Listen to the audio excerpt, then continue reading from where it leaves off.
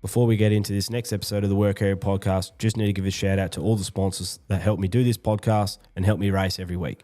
KRM Hot Shots, the crew that never stops so you don't have to. We specialise in express delivery of parts and products to the mining sector anywhere in Australia. Fast, reliable and on the road 25 hours a day, 8 days a week. When it needs to be there now, call KRM Hot Shots. Bunbury Toyota, family owned and operated since 1973. They've got new and used vehicles plus service and parts all in the one spot. Go and see the team at Bunbury Toyota for your next car, just like I did when I bought the Hilux. I saw John, had the car in a few weeks. Easy, easy, easy. Jolly Good Auto Electrics. If you need anything auto electrical, in-car, audio or entertainment, this is your one-stop shop. Go and see Trevor and the boys at 141B Grayson Highway in Bellevue. If you need a new stereo, Apple CarPlay or even a two-way, they'll sort you out. QVEE. These guys are the leaders in premium automotive electrical gear. Whether it's mining, off-road, 4x4, transport or marine, performance and quality is what they do. Check out the full range online at qvee.com.au. That's qvee.com.au. Platinum Tiger Insurance. Specialise in insurance brokerage, claims management and risk service, and they tailor everything to suit you. Dylan Peniza is with Platinum Tiger, and I honestly can't recommend him enough. He's my insurance broker, answers the call, goes above and beyond, and he's the best in the game. Find him online, Platinum Tiger Insurance, or come see me in the pits and I'll put you in touch with him. TPE Group, first sponsor to ever jump on board the podcast. Obviously wouldn't be here without him. Gives us the office, lets me come and go as I please. Ripper team. All Talk Engineering. Jared and the crew at All Talk are your one-stop shop for anything engine related. Have a look around the pits. You'll see his sticker on heaps of cars. He helps a lot of people get out there on the track, so support him if you can. If you want to win, go see Jared and the team and get the All Talk edge. Just remember, all these guys actually help heaps of people out as well, not just me. So remember, support those who support the sport. Let's get into it. All right, welcome back to another episode of the Work Area Podcast. This is the Westernapolis review. Got some lads in studio with me racing on the weekend. Both of them had an absolute cracker weekend with the speed cars and the sprint cars. Yeah, we're going to talk about everything: the speed cars, sprint cars, late models, and the mighty wingless. Here to do it with me, Keenan Fleming and Kaiden Manders. Thanks for coming in, boys. All right, mate. Thanks for having us, mate. All good. All right. The sponsors, I just said them. I know it's a little bit boring for everyone, but yeah, it generally helps me out to do it. So I really appreciate it. Top two in the state, boys. Is that obviously not dream scenario for you, Keenan, because it would have went the other way around, but I know you guys are good lads and good mates. Pretty fun up there to be on the podium with him. Yeah, I didn't expect to be in front of this guy as long as I was, but I was a bit disappointed afterwards, straight after, being out in front for so many laps, and then obviously he went past me, and then Rowie got his stickers back from Adelaide, and it was still a good result in the end. I kind of clawed it back together at the end, but you always want to win, but just wasn't good enough on the night. We'll break it down a little bit more when we actually do it, but just anything now that you think that you wish you could have done. Like, I know you can play with suspension and stuff. Like, is there one thing that you think, fuck, I probably should have had a crack at that? Watching it back, I think I was doing a pretty good job, what I was doing, on the restarts, when you got this guy behind you, it's hard to cover where to go. But obviously we're a bit slower on the restart, so I thought I'd just stick to the bottom and have a good run out of the exit on 2 and then just try and run the top 1 and 2. And I'll slide myself in 3 and 4 because there was a pretty big rut going in 3 up top. But watching it back, I probably, on all these yellows, I wish I just went up in 3 up top and just gave it a try just to see what the car was like.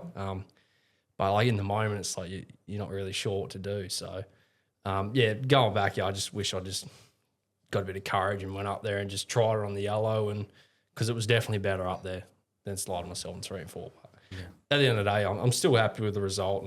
But it sucks not to win, but I guess anyone's like that, aren't they? And then obviously with you, Kate, and a few people just want to know the fish fingers for brekkie. I actually had hash browns.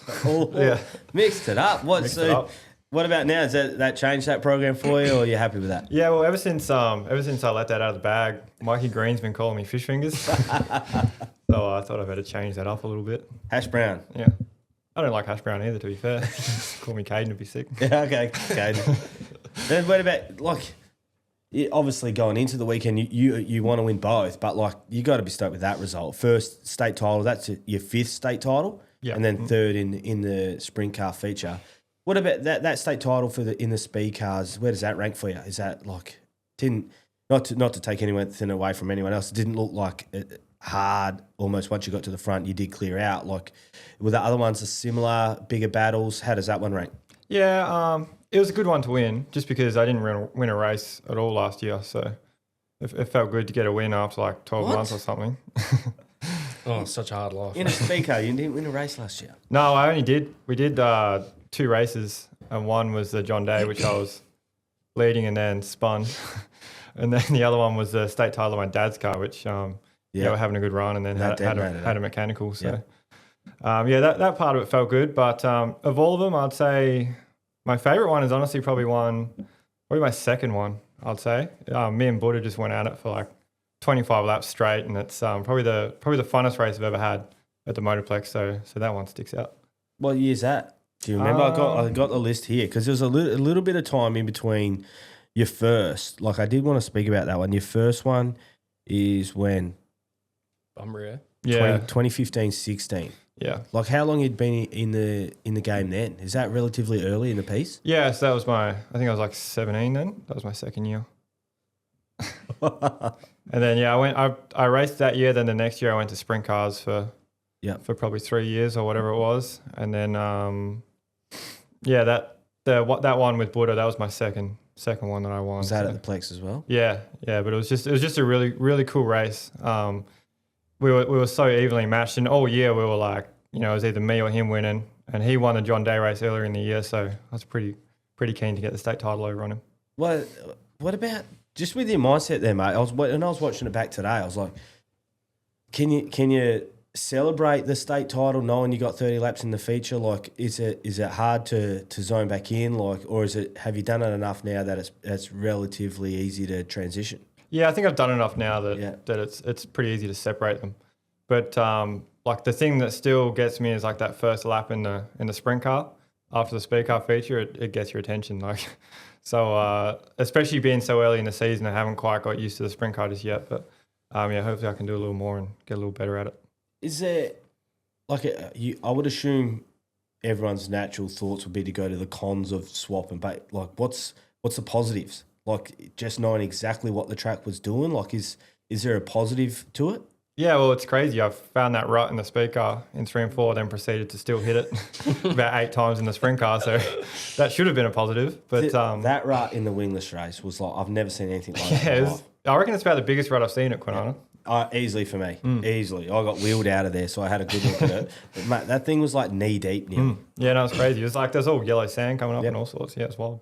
Yeah, but yeah, so just knowing the track, or is it just so different between the speed car and the sprint car? It doesn't really matter.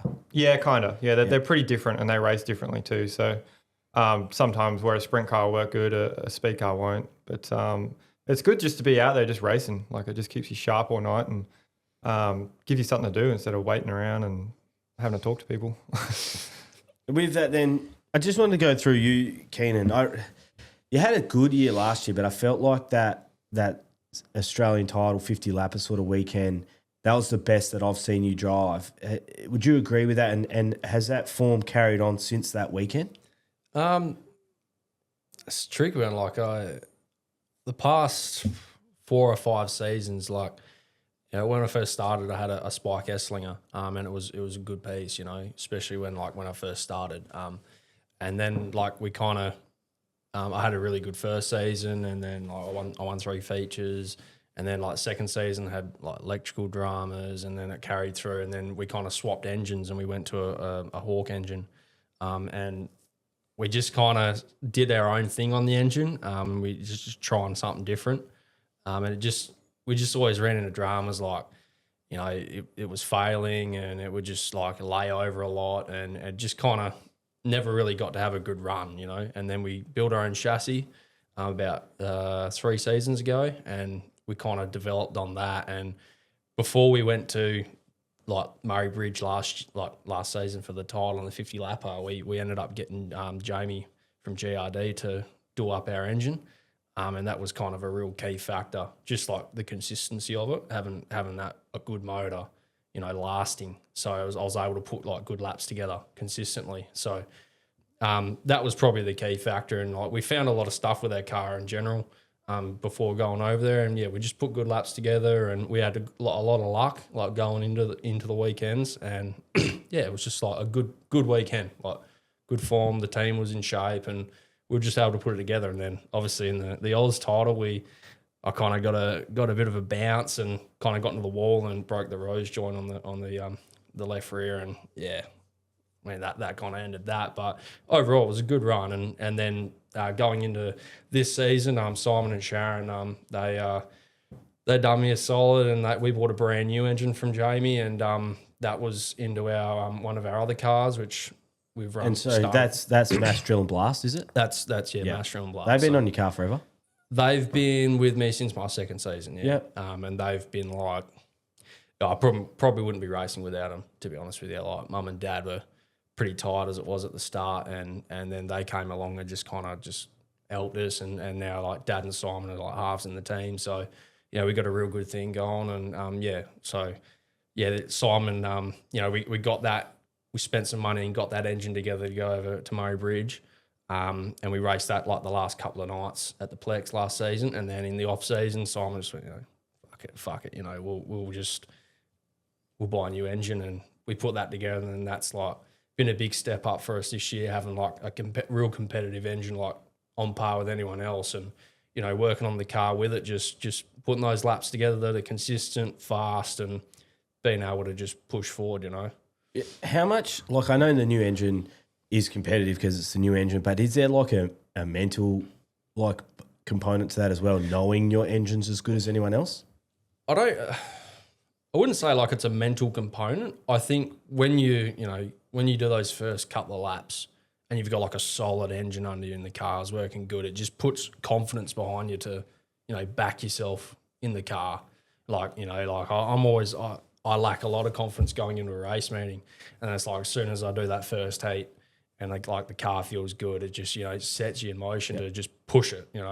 If you don't have the car under you, like you don't really want to push it to the limit. So having that engine where it's like what you got every race, you can go out and just perform. And I think that's just a key factor. Just having that consistency of a solid engine, making it work. Does it help with that new qualifying format? Like you're probably used to it with the sprint cars and stuff, but like that new donk, like with the qualifying, where'd you qualify? I know you did second on the weekend. Where'd you qualify the first week? I can't remember. I think I was second again. Yeah. I think I was behind Brown again, yeah. Big second guy.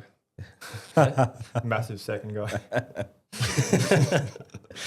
And then what's sort of your go? Just like, I know you can race and stuff, but just at Murray Bridge, like how hard you'll run in the fence, is that standard for you? Like, do you expect that yourself? Just chase the dirt. Yep. You just follow it wherever it is. Like, if you're in the slick, you're slow. Yep. There's nothing to it. Like, it's, I'm used to it at the Plex. Like, I've only just kind of got my confidence back up there. I've had a few pretty, big prangs, especially at the Plex, and it does bring you down a notch, But just more so being comfortable that, it can happen. But, if you're not going to push it, don't even be in the race car, basically. So, It helps. Like, it's a smaller track. Like, so it actually kind of happens slower at the Plex. Like, it happens faster at Murray Bridge because it's smaller. But it's you just got to do it, and just do it once. Be confident with it, and you just got to do it. Yeah. But no, I was real comfy at Murray Bridge. The car was really good, so I was able to just put it up there and just go for it. Really. Like, all right, let's get into it. The Westernapolis. This little segment is sponsored by the Platinum Tiger Insurance. Dylan Panizza, ripper fella. Had a coffee with him last week. He'd be happy if Sean Carron brought his business over to him or something like that. So hopefully we can get something going with him. He's a ripper fella. So to get into it first, the speed cars, I guess we sort of touched on it just then. Whatever you think, do you think, Kaiden, with the qualifying format and how they've done it, is that a positive for the speed cars? Is that a format that you lend yourself towards? I can see it's got pros and cons. I liked it for me, but I can see for the guys, and it's really good for like someone who's running like a USAC calendar. They're doing like 40 shows a year. But when you're doing 10 shows a year and you miss that second race, so you're only doing like one heat in a feature, man, it's really tough for those guys, and those guys need that second race to help get their program better and make themselves better. So I can see both sides of it. I think ultimately we're all there for the feature race anyway, so it doesn't matter too much. But I think if they could bring back a second race for those other guys, it'd be sick. Just like a mid-pack or... Yeah. What are they taking for you? Is 8 for the dash? Top 4 in both heats. Yeah, so I guess you have 10. What did you have on the weekend? 22? 20. 20. Yeah, so still misses out. But if you could still run 12 mid-pack or whatever it is. Yeah. Like, and then just gives you that another chance to, get a good car before the feature or... Yeah. And like the same as Kaiden, like it's good for like those guys, those with a really, really good car. Like say for instance with the dash, like I started 5th and I was able to get to 2nd, so I started front row. So it's just like it's an opportunity thing, but then for those guys that didn't make the dash, like, even a top car could have something happen. They drop out of the heat and it automatically just off the back for the feature. So it's kind of both ways, I guess. Is the dash... Does it change anything knowing it's a dash as opposed to that second heat? Like knowing you know wherever he finishes, where you're going to line up. Do you race that second heat any different, or is it just pin it? Just race. Yeah, I think you race every race pretty much the same. I think it's it's tough, especially starting where you finish is tough because your whole night could basically go from being good to in an uphill battle in one lap if you mess up the first corner or something. So. There's actually a lot on the dashes, same as on the sprint cars too. So it just goes so quick. Like, can't remember what I did, but I did like the maths on how long the sprint car guys are in the car when it matters, like the 2 laps of qualifying.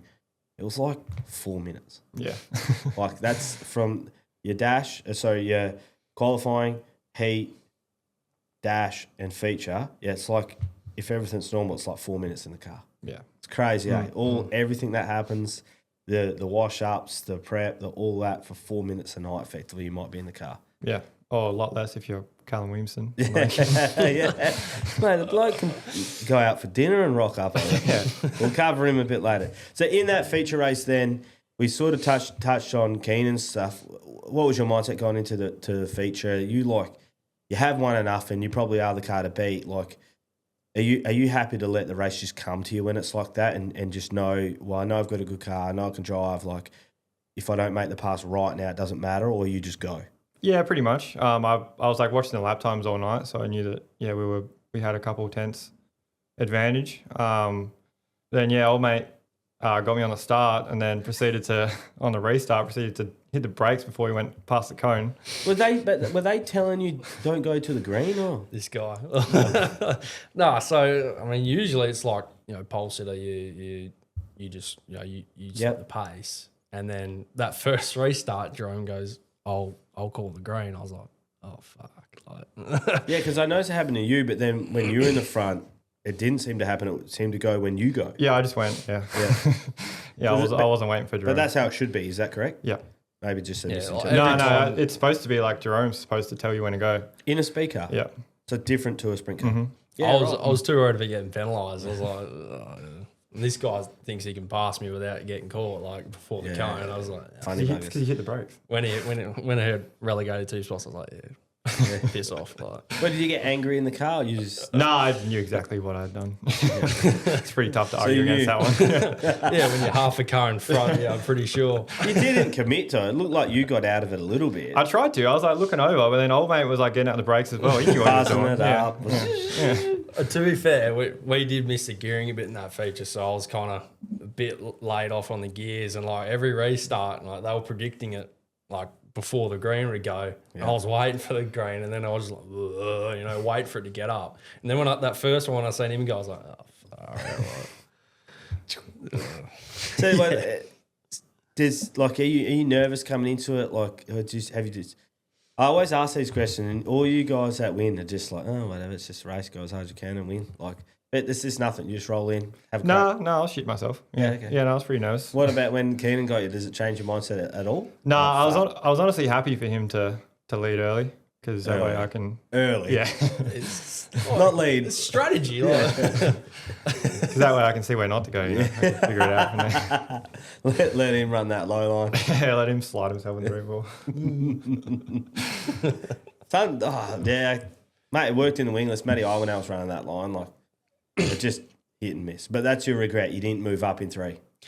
Yeah, I mean, it's hard. Like, I mean, I don't think we had like a the full potential of our car. We did. We missed the gearing a bit, and that maybe was worth a couple of tenths. But I mean, he was at least half a second on us, like for his quickest time. But yeah, we missed the gears a bit, so I think we would have had a bit more pace in the feature. But I still think if I moved up, he probably would have ended up to get me. But I would have fought to the death for that, So, but yeah, no, that was probably my regret, just not going up and trying it, or at least on a yellow. But other than that, I think I did as much as I could, with what I had. So, what about you? Where was the car for you? Perfect.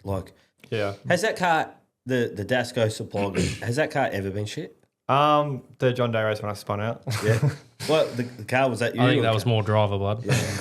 It was a little bit of both. Okay. Yeah. But I mean, the car wasn't great, but I didn't need to spin out either. Yeah. It doesn't help things. But what about the car for you on the weekend? Yeah, it was probably the best it's been since I've been running it, I would say. Yeah, right. Yeah, just kind of developed it a little just from some stuff me and Liam learnt in America with Daniel Harding as well. And yeah, it was in the feature race especially. Liam nailed it. It was really good. Just because when I was watching when you did slide, it just seemed like you threw it in and then they had the wicked camera on 3 and 4 and your hands barely move. Like once you went in, it was just consistent throughout. Like you didn't seem to be chasing the car at all. Just little hand movements and then off you went. No, it was a pretty nice feeling. Are you looking up on the big screen to check your lead or? Yeah, I actually was, and I got confused. I thought I was Keenan. And Harry Stewart was right up my ass. So I'm out there just how's this guy doing this? And then, there was 4 laps to go and I figured it out. I was like, all right, I'll settle down a bit here. Oh, that's so good. You thought Harry was right up you. Yeah, I thought he was ripping. I was like, what's he found? I can't work out how to go any faster than this. Is that, do you trust your pace like that to know you're ripping? Like when you're like that, you're like, someone's going to have to do something crazy to get me here, or are you still thinking someone might find something? Yeah, it's one of those things. It's you're never secure. I feel like you're always insecure when you're at the lead. So, which is a good thing because that means you're always searching for something better. But is it hard to search when you're winning though? Because then you're like, well, I'm in the front. Do I try the lines that they will other do? Or do you do that, or do you stick to what got you in front? Well, it's a tricky kind of situation. You got to kind of look around at the lap cars, see where you're gaining and losing on them. Look at the track as well. Look at the colours of it. Generally, if the bottom's got moisture, especially in a speed car, that's the line to be. But that's why I was happy for him to lead early to kind of nut some of that stuff out for me. Cheers, mate. As usual, I fucked up the program, but I got this competition here that I'm running in my Wingo. So I want to sort of play it out with you. First of all, there's going to be a few little competitions in those. It'll be a drive night. Some smanners seem to think I'm going to let them race it, but I'm racing it. But at the end of the year, there's a few drive nights at the Motorplex, and I'm going to have a heap of people who win some competitions that listen to the podcast or whatever come down and have a rip in the big L. The first comp is going to be coming up with the best idea for the second comp. So I'll put up a post or whatever, and I don't want it to be the most likes because I know someone put something real dumb in and then everyone will like it and then I'll have to go with that. That could be a real dangerous scenario. So I'll put up a post. So if you listen, I'll put up a post. Give me the best idea for a competition to host. So whoever gives the best idea, they get a race or drive in the car at the end of the year. And then I'll do that idea second. But then I've got another couple of ones. So if you buy a car from Bunbury Toyota, any car, send me a receipt. You'll get a drive. Then QVEE, you buy any QVEE product, give me a receipt, I'll put you in the draw. So there'll be a QVEE draw. So if anyone that listens buys anything from QVEE, send me a receipt, I'll screenshot it and I'll pick a random winner. Jolly good in-car audio and electrics, give me any receipt from them, I'll put you in the draw. Anyone signs up to Platinum Tiger, they're in the draw, and we'll go like that. You can see any holes in that? Yeah, I'm going to get Dan to print me 100 receipts from QVEE and go in there. Well, Dan, I'll give it to Dan for the drive night anyway. I know you boys take people down there and stuff like that, and I know some of the sponsors might not want them in the sprint car or the speed car, so the white knight can come down, and I'll do it for all the boys, Jolie and the Crickies and stuff like that. The white knight will be there for their drive nights. Yeah, so, cool. Give me your best idea, have a drive. Then the second comp, you have a drive. buy any car from Bunbury Toyota, you can come and drive my thing. Is that fair? Like any car from Bunbury Toyota, I feel like that's a decent investment versus a receipt. Like, Well, I mean, considering you can get like a pack of cable ties from QVEE. yeah, okay. So what I'm saying is everyone should go to QVEE. Yeah. Yeah, QVEE is probably your best chance and a great sponsor of mine. So, yeah. No, sweet. No holes from you, Keenan? Hey? People will take advantage, and I know, and it's not nothing for me to give the drive up for the car. Just, I think it's all right, eh? Yeah. Buy a car, buy anything from QVEE. There's a QVEE winner, there's a Jolly Good winner. The car versus the QVEE is like... but if you buy a car, guaranteed to drive. Any car. Oh. Not like a draw for the car. Oh, okay. A draw for this. Yeah, I think that's fair. Yep, crack in. Yep, That's fair. Yep. Fair. And then, I'm sure they'll be stoked with that. All right, let's get into the actual race itself. We've sort of covered you two boys off with that. You had a decent little battle with Harry. He got you. You got him back. Like, you had to mix something up to get him, or you sort of stuffed up and he got you? Just kind of like, he just kind of unsettled me a bit. Like, you know, I obviously, Rowie blew my doors off, and then I just kind of was like, oh, I just have to settle here, like try and keep my pace. And then Harry, like, he cut, like I think I went into 1 and 2 up top, and I kind of missed that kind of 3/4 line a bit, and I was up above and it just wasn't biting.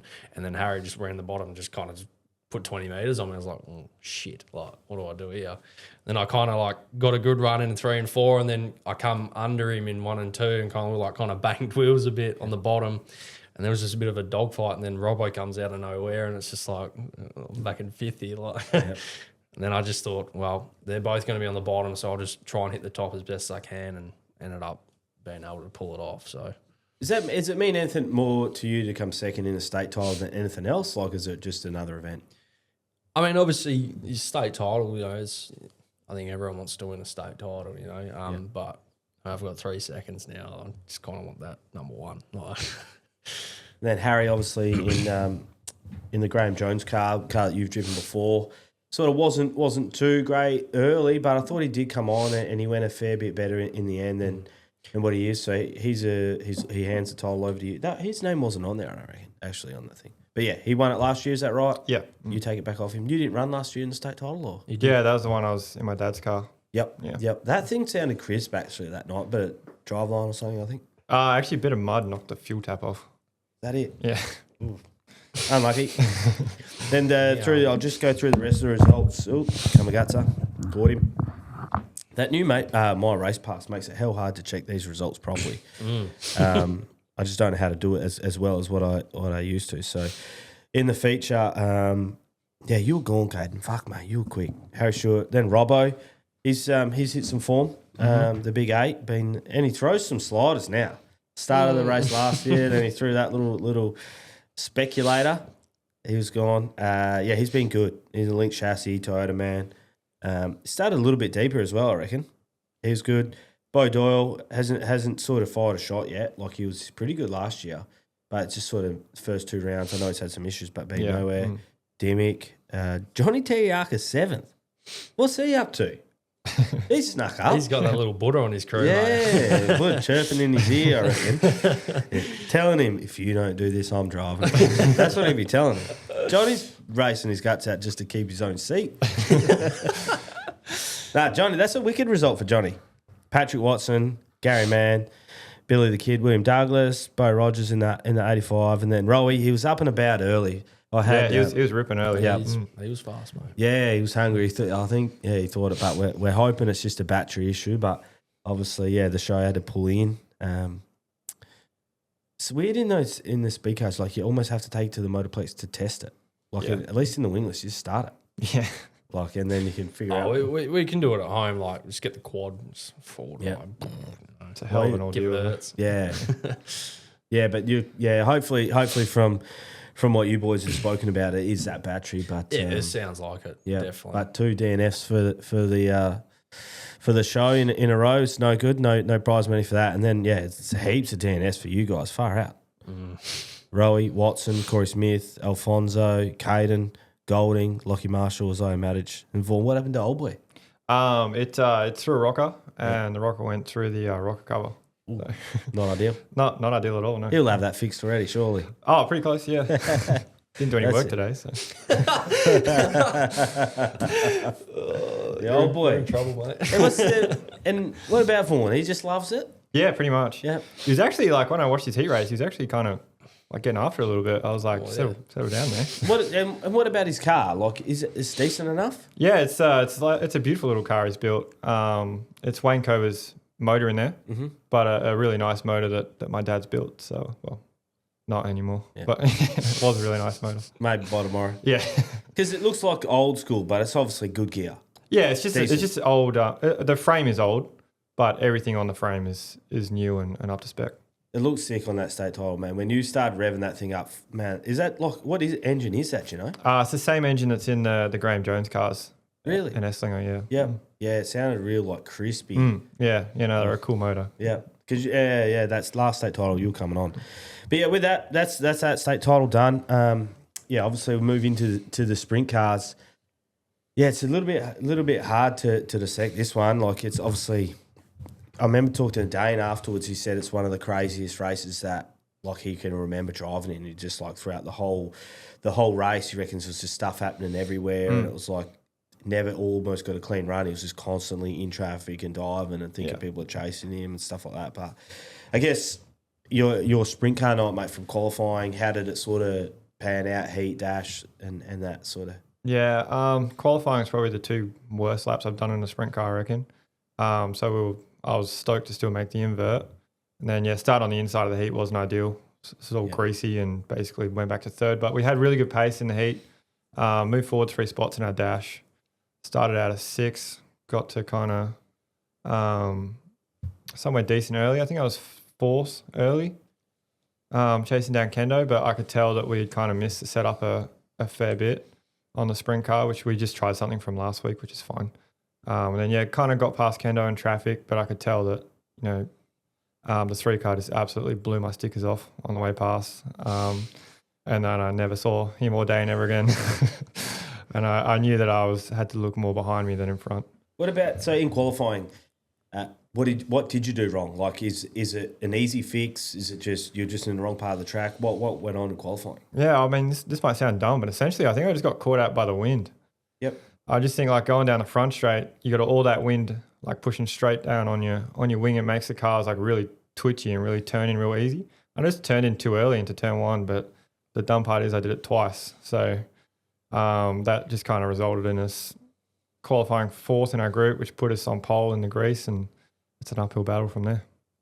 Yeah, it's not like you have 5 minutes to reassess though. Like if you stuff up your entry into 1, you've got 12 seconds to think about it before you're there. Yeah. Like, it wouldn't be too easy to adjust, but I guess when you're playing the game that you are, trying to win these things, you almost have to make that work. Yeah, that's right. And you don't often see Callum or Dane make mistakes like that. So if you want to be kind of regarded the same as those guys, you got to operate at the same level they do.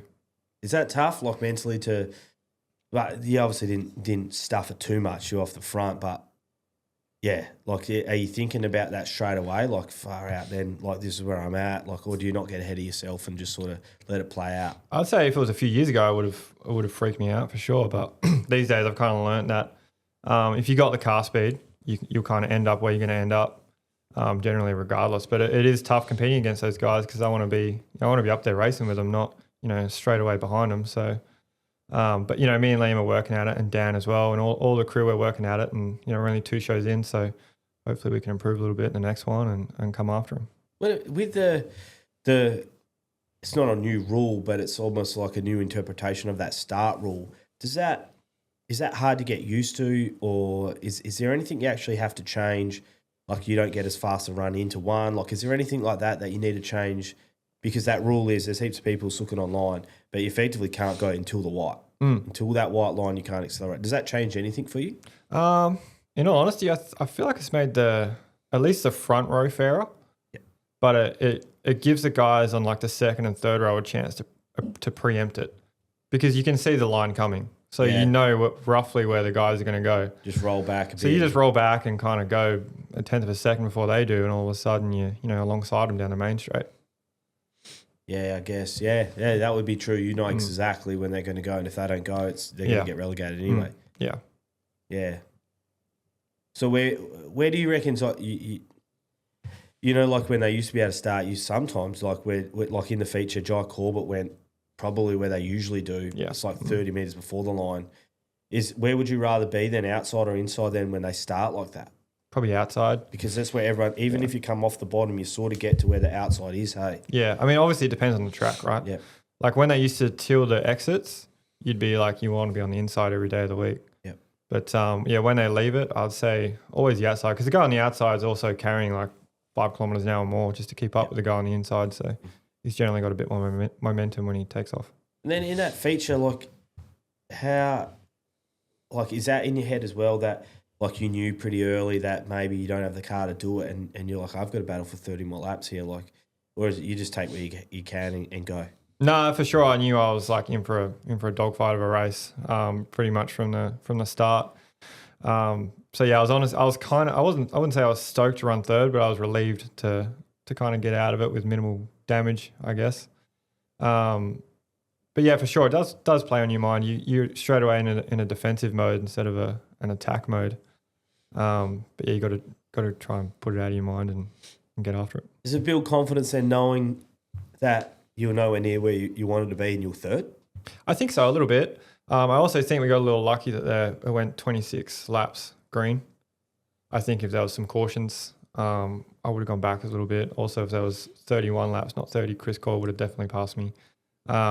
But yeah, other than that, it was honestly a really, really cool race. Like the lap traffic, when there's 26 cars out there, the lap traffic is crazy. Like you wouldn't believe. There's cars going everywhere.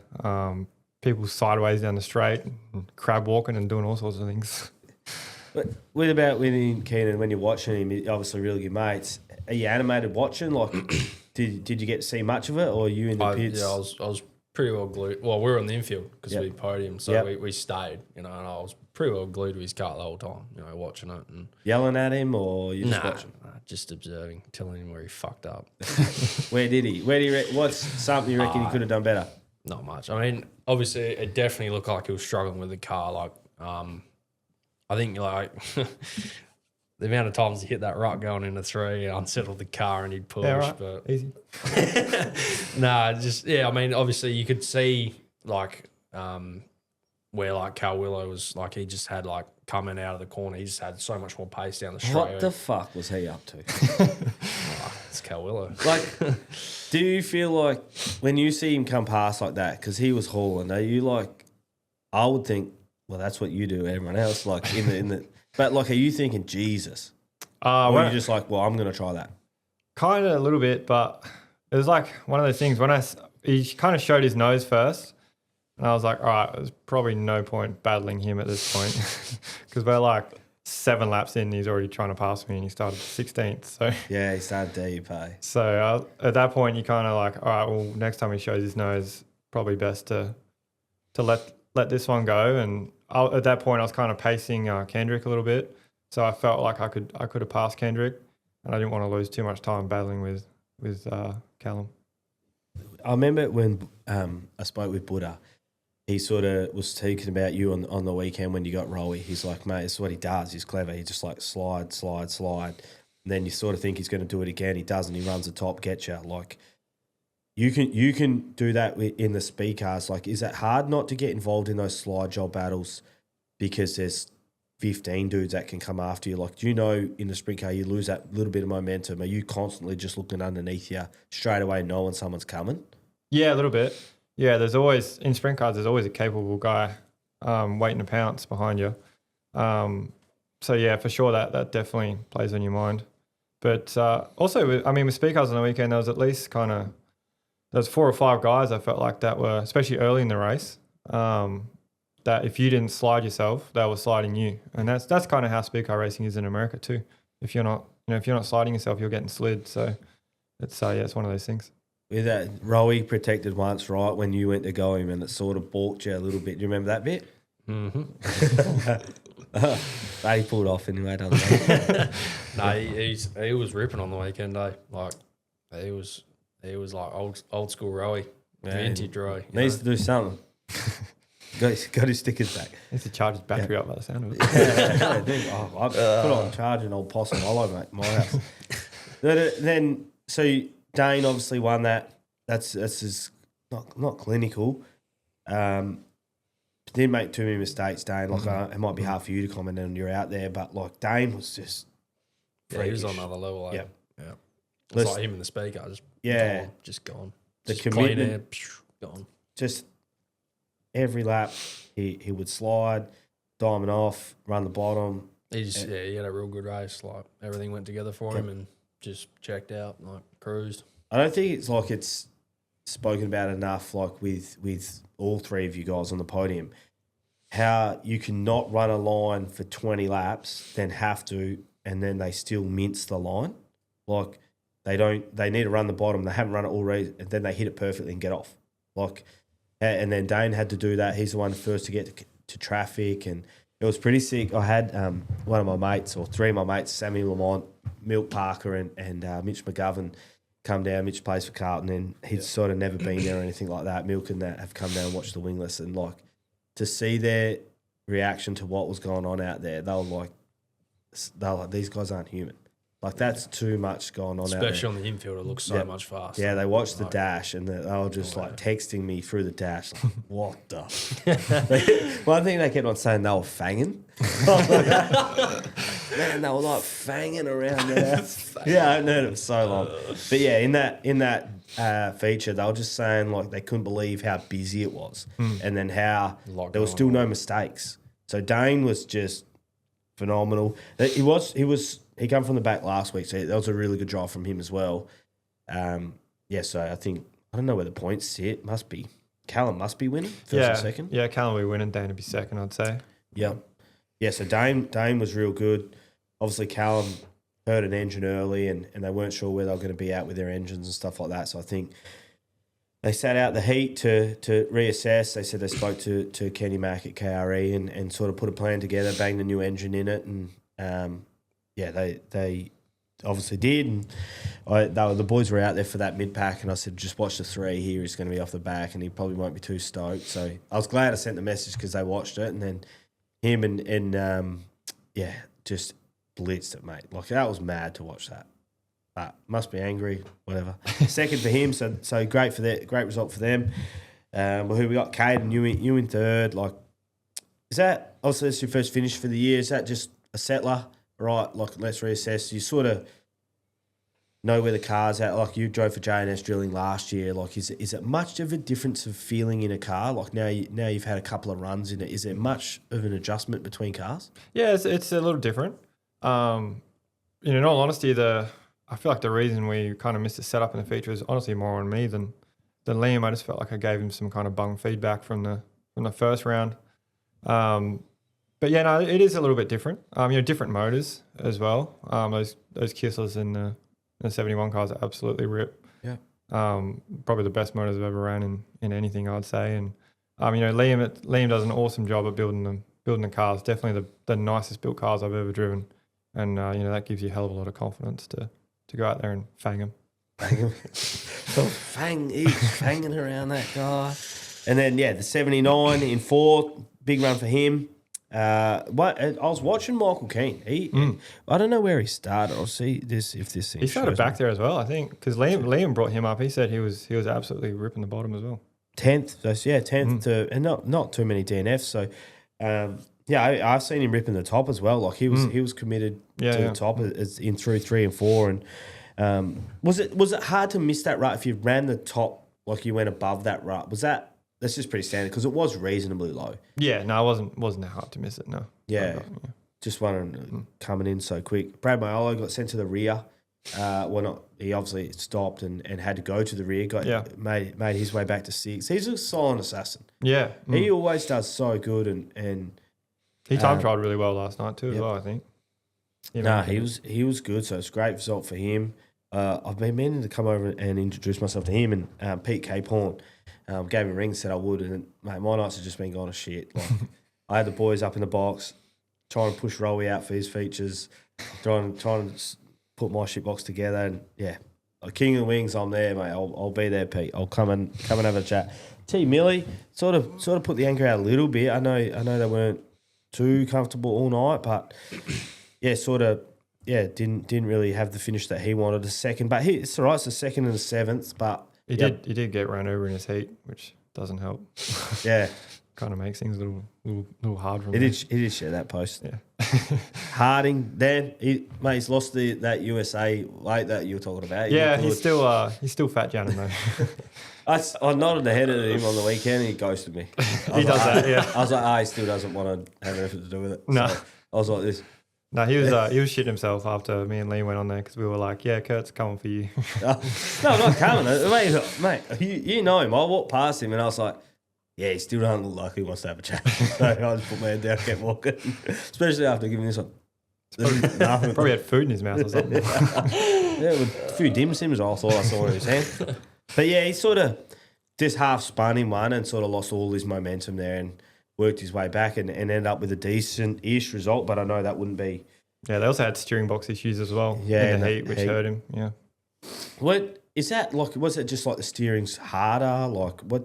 I think he said it was like you would turn one way and it would like lock up or lose power steering, which is would be a horrible feeling. Yeah, not ideal. Yeah, so they changed it out for the dash. Yeah. But yeah, you had to deal with that in the heat, so...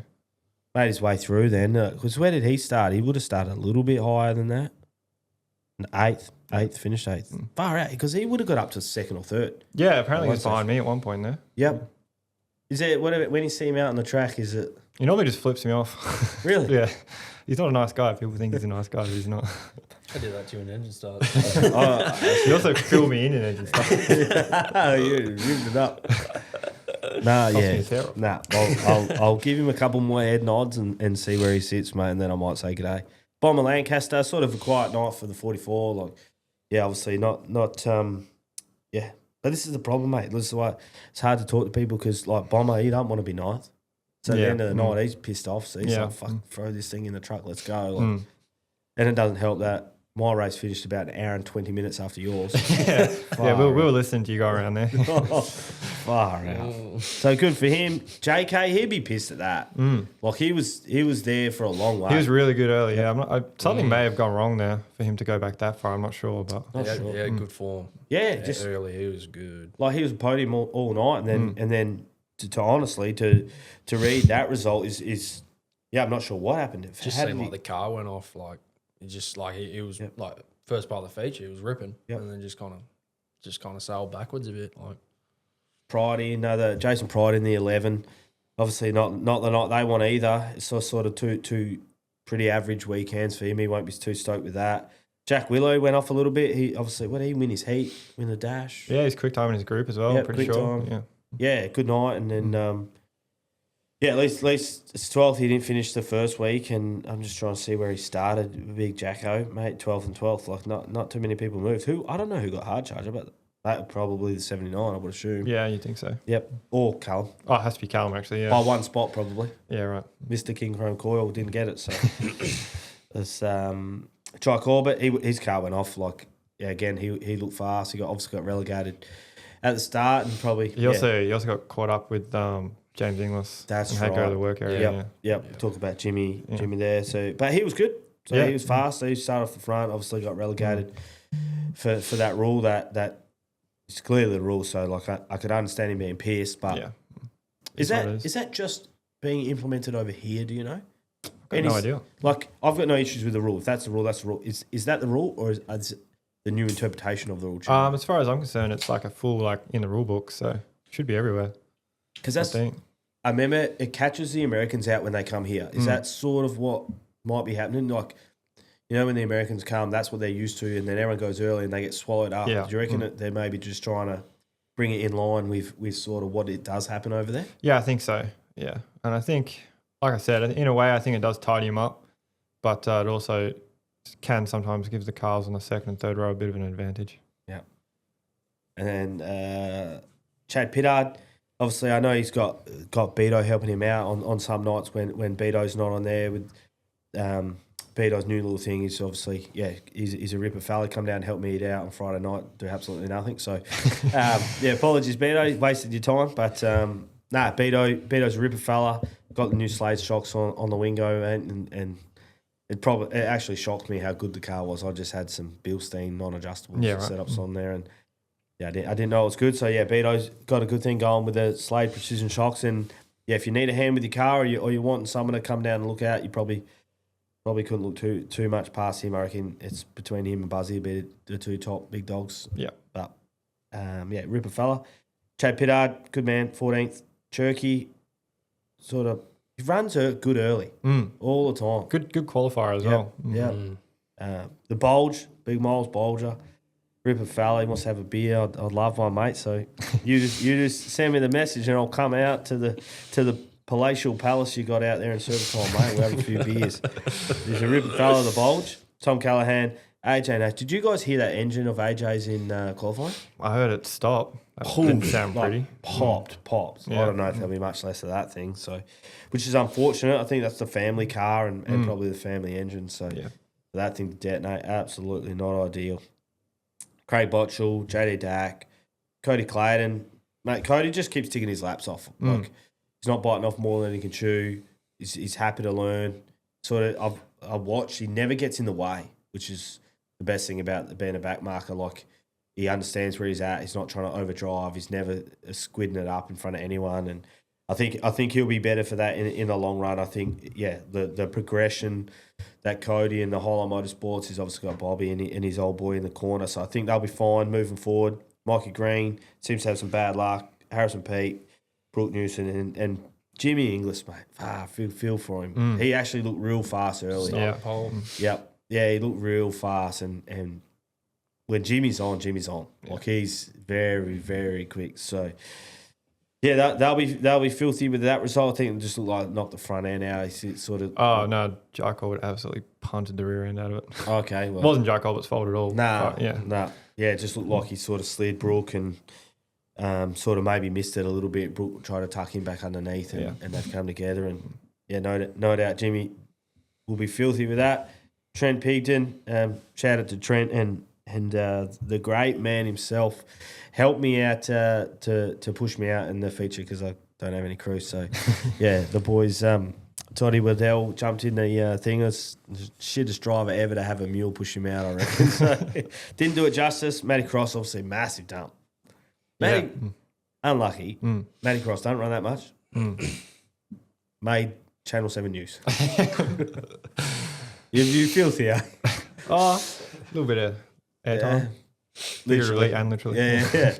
But so that made the news, and Dane's win was like a little comment at the end, but they just wanted to focus. They're like also Dane King. Someone won and did some broggies. But unlucky for him, Matty Cross and Joe Latham, mate. With any takeaways from that sprint car feature, mate? I mean, obviously, Cal Willow, the way he come through the field like that, especially how busy it was pretty cool to watch. But then again, you look at Dane, he was like that much in front of him where Cal was in front of Kaiden. It was like... Yeah, but mate, Callum wasn't that far from him in the end. So, what's this? The timing's gone away. But Cal was coming. So, again, it just hasn't happened, but to get you boys all up front and have a proper battle, I can't wait for it. Yeah, I do think if there was a restart though, Dane would have absolutely cleared out.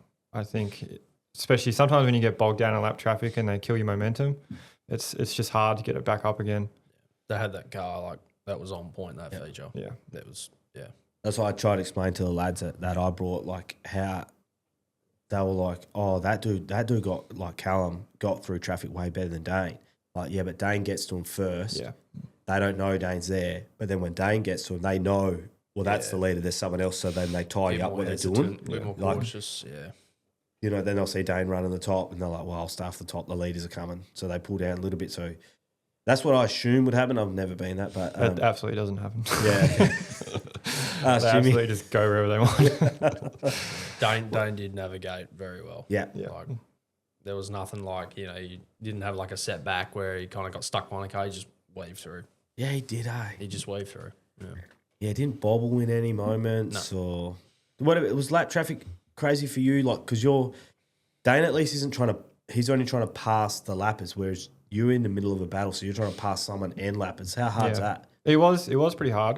They're kind of fell into my advantage. I was kind of using them to block a little bit, especially towards the end there. Yeah. So I was pretty glad to see the lap traffic.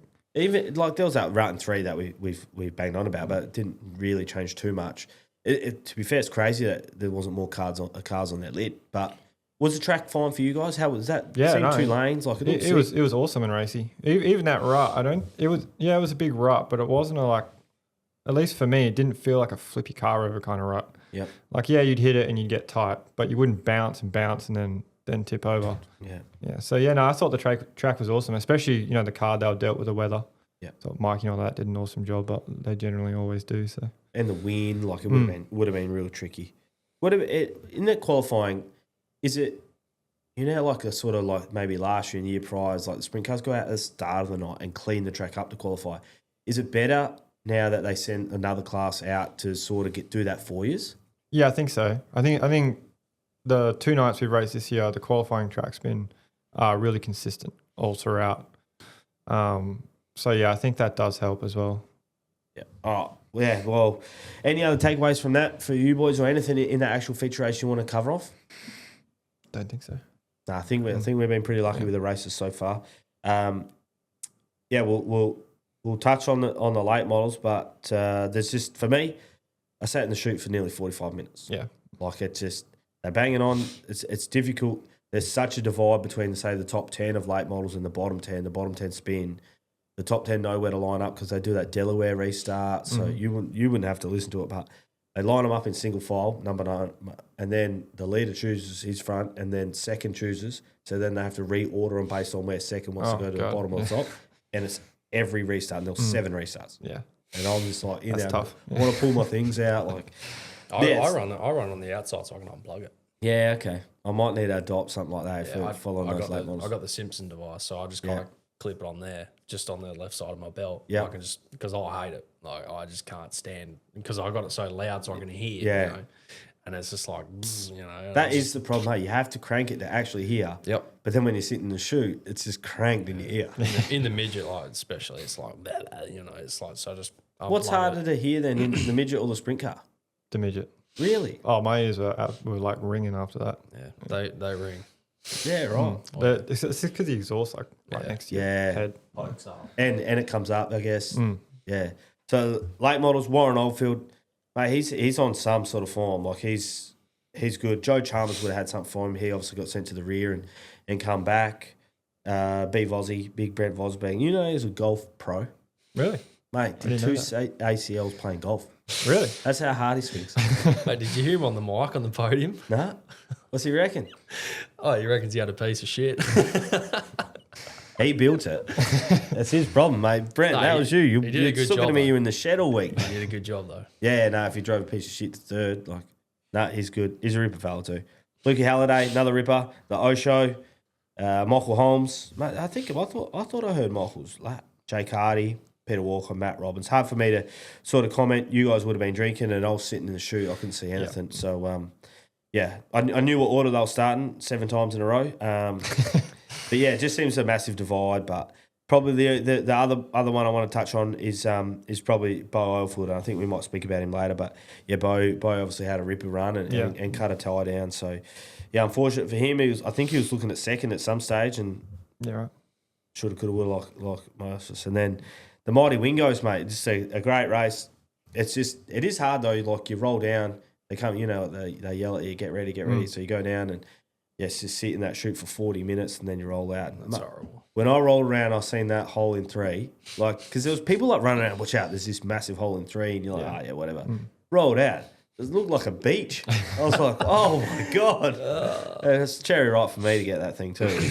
But wicked race. I actually got to watch it. I was on the infield, so it was a good race. The top sort of 6-7 cars are pretty quality. And obviously Matty Ivanhoe rounded them up and made them look silly. I better give a pump up. Matty and Amber, his partner, got a new business here, Slick Apparel.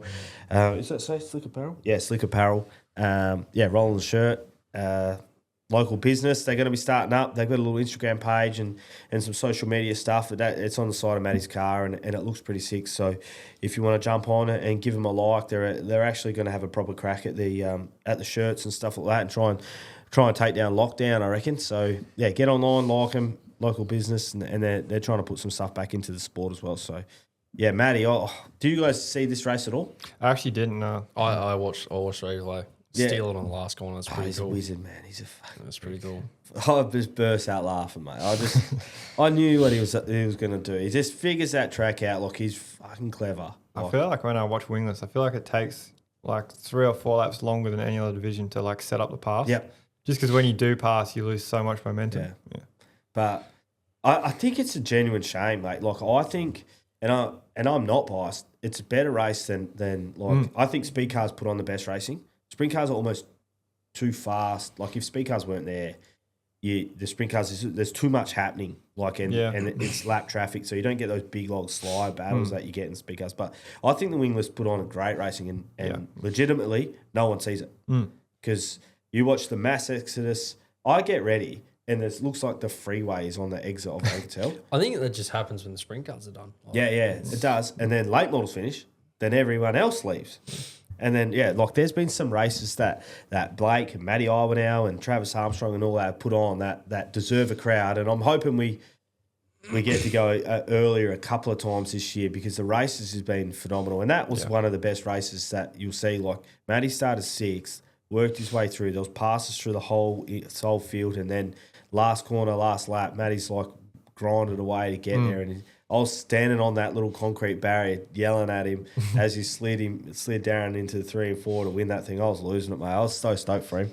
And, hasn't had a win for a little while because Blake's been giving him a touch-up. So, good result for him. Blake, not there with a broken back, so hopefully he gets a little bit better. Darren Humphries, fast all night. Like, I'm sure you boys didn't pay too much attention, so I'll sort of rattle this off and we'll crack in. Yeah, Darren Humphries, fast all night, fast Friday night, fast on Saturday night. Hayden Hicks sort of worked his way forward and run the bottom and looked really good.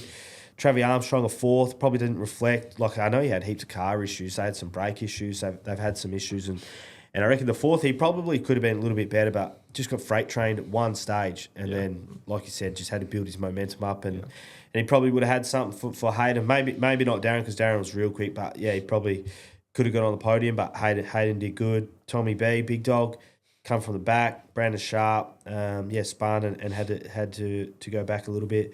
Tyler McQuilkin won the KRM Hot Shots. I think he gets 22nd. Dirt cart fella, new to the division.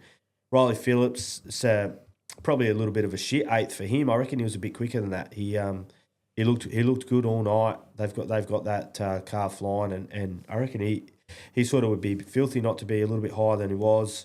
Then we got the rest. The mighty Robbie Clark, they battled engine issues all week. Lockie Robertson, Brendan Newmarch, Brad Mitchell, Memphis Knowles, Corey Wilson, Riley Ogilvie. That was my fault, sort of. I stuffed up and the car stumbled a bit on that restart. And got into him, so it's not his fault, it's mine. John McKenzie didn't finish a race all weekend, but I'm sure he will at some stage and go right. And then, the rest of us infield battlers who all thought they had a good car, and if they stayed out, they probably would have been top 5.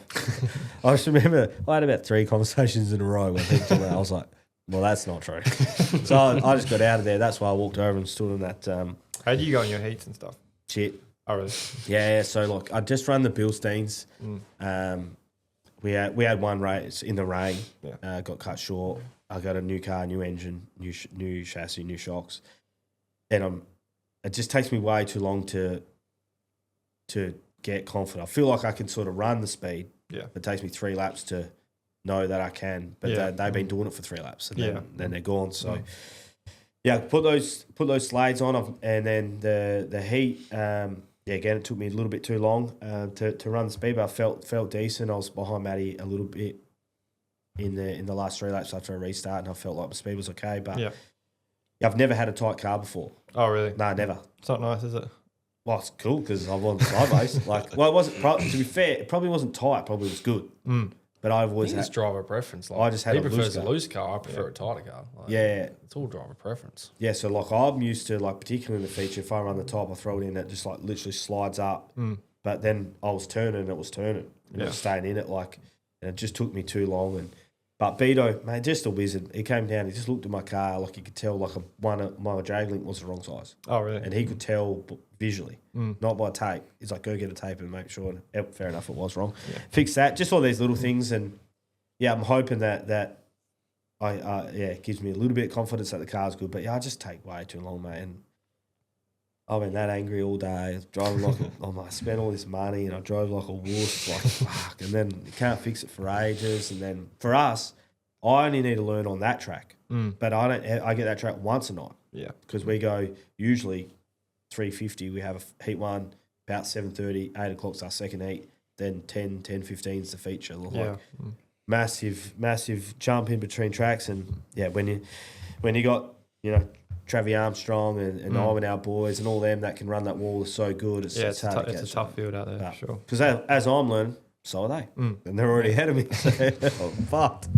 But, all right, let's get into the awards, boys. We sort of touched base with it at the start. There's nothing else for me in any of those divisions. The Mighty Wingos, they fly. But the Bunbury Toyota BOG still trying to work on that name. You guys got any ideas? Best on ground or not really? Oh, what a feeling! Or you reckon him? So mine are obviously the winners. Like I mean, he won the state title in the Speedcar. He podium in the 410s. Yeah, it's pretty good effort. Yeah, that is true. And not only that, that's fifth. Like you're not a numbers man, I don't reckon. I actually am. Who's got more than you now? I'm equal with Dane. Okay. So I think Figs, Neville Lance, and Johnny Fenton all got 7. Yep. Really? Yeah. Yeah, because I was looking. There's only 3 winners in the last 10 years. It's Dane, you, and Tommy. Yeah. Like it seems to be a division that can get dominated. Yeah. It seems to work that way. Yeah. Yeah. Like if you get on a run, you're on a run. Like So yeah, I'm happy to go state title, 5th state title, and then to jump back back in and podium 410 straight after. It's pretty good. Yeah. He's a demon. Yeah. Yep. Nah, happy with that. I'll put a little thing together. I wasn't going to vote for myself if anyone's. Oh, yeah, right. Mate, you said you were before. You said you were going to do it. The Jolly Good Auto Electrics. Get down there and buy something. Give me a receipt and see if you can't drive the Mighty 85. But yeah, the Jolly Good Auto Electric Spark Up. So this is like someone who had a shit run and needs a bit of love. Sort of don't really know. I would say probably Rowie or Bo Oldfield. Yeah, I got Bo penciled in for the next one. So yeah, Rowie obviously 2 shit runs in a row and obviously was going decent in both. I think the Comet. But then again, Mitch was rolling the shirt, pumped it up on the TV, rolling around the shirt. Now he's going in talking about the Comet. They went straight back to the cast, the boys, and started doing the roulette table. Put it on the 3 and the 2, mate. And I think they won on the 2. Got down there and they put all their cash on the 2 because our man DK, they kept on saying, our man DK. They're big Kingshot fans and they rolled in and won up on the number 2. So you happy with the Rosho? Yeah, I'm happy with that. And then the QVEE, bright light or spotlight. What do you reckon sounds better? Probably the bright light, I reckon. Bright light, yeah. Because the QVEE lights are very bright. I had a look on the website. Oh, I need to get me one. The Beaufort is for me. That's why I got penciled in. Like he won his first heat, was running second, and then cut a tie down. But I think, maybe that's like the drive that the penny drops, and maybe he starts to get himself up there a little bit better. Like because everyone else sort of was there or thereabouts. There wasn't anyone that sort of jumped out of the skin for me. Yeah. Besides Bo, to run second to Warren, and I know Joe got sent to the rear, but Brent was there, and there's some wheelers in that big class. Confidence built. Yeah, he's only a young kid, and not many in the late models. No, there's young kids in most other divisions, but I can't really think of maybe Kai. I don't know how he's probably like a little bit older though, but there's no young kids. There's no real kind of car owners in late models. No. To put a young kid in, they're all kind of owner drivers. So yeah, I wonder why that is. Speed cars. Yeah, I'm not sure. Even wingless, there's car owners and wingless. Oh, really? Yeah, a few, if ever. So anyway. Me. I think I was halfway through that feature when I was watching. I was thinking I might actually need to be a car owner. I wasn't happy, mate. I've been a prick all week. But yep, all right. Well, there's Westernapolis. When's your next run? 2 weeks I go to South Oz for the South Oz. Oh, that Napa. No, South Oz title first. Okay. 2 weeks, and then 2 weeks after that's the Napa. Were you going to leave your stuff over? Yeah, so we got both cars. So we'll take the car we ran at Murray Bridge last year, or last season. We'll take that. We'll leave that over, and then we'll have the car we've been running here. Were you rocking that wildest style on top of the car again? What was that big Ram or whatever you had? And you had like half a chassis hanging on top of it. Oh, that was the spare car. Yeah, right. You're doing that technique that's again? That's a bit of no. That looked wild. Nah, mate. Nah. Nah, yeah, we'll be running the South Oz title and then the Napa, and then where's that? So Murray Bridge is the state title, and then Napa's obviously in that city there. What are you looking forward to the most? I don't know. Probably Napa. I think it'd be pretty cool. Obviously, the state title will be nice. You know, hopefully there's some really good cars there. And then we race the John Day practically straight after Napa. Yep. Weekend after. Yeah, so that'll be obviously race back. Probably look to try and go for that one. And what about you, Kaiden? What's your program look like? I know the sprint car program's set, but is the Speedcar deal with Dan Golding Racing week to week? Is there something locked in? Like, what are you doing? No, probably just the John Day. No, that'd be about it, I'd say. But yeah, we got the King of Wings. Dan himself will be back in the 360 for that. So we're all excited to see him have a dip in that again. I think that'd be cool. Is that King of Wings last year? He ran second to Hardigan? He Yeah. looked good. That was early, hey? Really good, yeah. Like he hadn't driven, and he come from a little bit deeper. Yeah. Like he drove good. Yeah, he got out and he was like, man, the harder I run in on the fence, the better it is. And I was like, well, settle down a little bit. There is a limit. Yeah. But yeah, no, he was ripping. He took to it really well. Yeah, right. That would be a busy night for you guys. Yeah. But I guess you're probably used to it. Yeah. What about just with that then, mate? Like I know we got Jaden here in. Like you guys on that weekend, like who's helping out with the two cars and all that? It's a massive, massive effort to bring down the speed car and the sprint car. Like who's the boys obviously besides Liam that helped that thing go? Yeah, we obviously got Jaden over there in the cuck chair. He comes and helps us. Six time. No, his name's 6 time. Has he won more state titles than you? No. Yes. No, he hasn't. Yeah. That doesn't matter. I want more. But yeah, we got national title you got though. Yeah. I don't know if that one counts. We got Jaden, Dom, Tonka. Yep. Bentley. Yep. Bentley Summers, Shane when he can come. And yeah, that's kind of our core group. Is there sprint car teams or how does that work? Or is it everyone just across everything? Yeah, kind of. It sort of depends.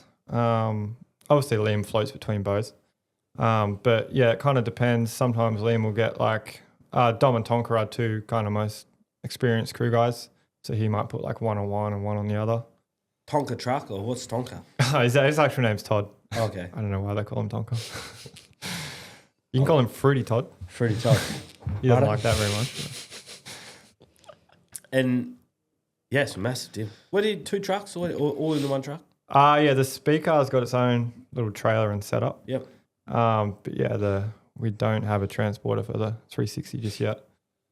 So we have to get a little open trailer for that deal. I guess Danny's going to ask for the old open trailer from me, I reckon. Done. All right, boys, we're out of here. I think we're going right, just over an hour, mate. That's about it.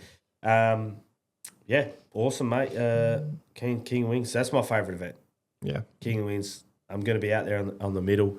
I tell myself I'll try and do some stuff, but I probably won't. I'll just go out and watch. But I just love like the feedback that the drivers get. You almost feel like, they're in the middle of the huddle or something like that. Like pretty direct. What do you reckon is the most thing like you ask for? More anything? Like do you have something that you always want to change, or is it just Liam crack in and do what you think? Yeah, well, obviously me and Liam don't have a bunch of experience together in the sprint cars. But yeah, I'd say normally I'm with my experience so far, I'd say I'm a kind of free me up a little bit kind of guy. Yep. Give me a little kind of half a turn of tilt or something. Watch me go backwards. All right. Well, yeah, that's the Work Area Podcast. Westernapolis, I reckon they could sort that name out. I reckon there could be something else. Westernapolis, it just sounds a bit... When I heard it on the news, I was like, that sounds a bit weird. Like I'm used to it. But yeah, when that that sports reporter said it. He said it real weird, and I was like, it probably is real weird.